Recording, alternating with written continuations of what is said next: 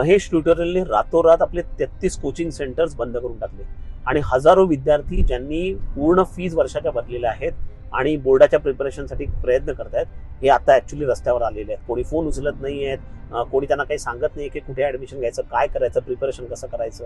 आणि हे अत्यंत वेदनाजनक आहे आणि संतापजनक आहे. याचं कारण असं की महेश ट्युटोरियल 2022 पासून लिक्विडिटी क्रायसिसशी झगडत आहे. त्यांनी इन्सॉल्व्हन्सी पण फाईल केली होती आणि एवढं सगळं असताना त्यांना माहिती आहे यावर्षी सुद्धा अनसर्टन्टी आहे, तरी सुद्धा त्यांनी सगळ्या मुलांची फीज अपफ्रंट पूर्ण वर्षाची घेतली. आता एवढी अनसर्टन्टी होती तर पूर्ण फीस का घ्यायची, पण मुलांचं का नुकसान करायचं? कारण पैसा एक भाग झाला, परंतु मुलांचे जे ऍस्पिरेशन्स आहेत त्याच्यावर आपण खेळतो असं त्यांना वाटत नाही का? आणि केवळ पहिल्यांदा झालेलं नाहीये. व्हाईट हॅट ज्युनियरने बरेचसे पैसे घेतले लोकांकडनं, परंतु त्यांनी कोर्सेस कम्प्लीट केले नाहीत. Byju's poster bye of education, त्यांनी सुद्धा बरेच कस्टमर सांगतात की पैसे घेतले परंतु कोर्सेस कम्प्लीट केले नाहीत.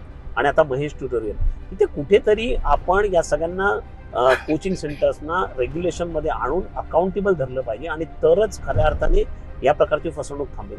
तुम्हाला पण जर का असं वाटत असेल तर कॉमेंटमध्ये जरूर लिहा.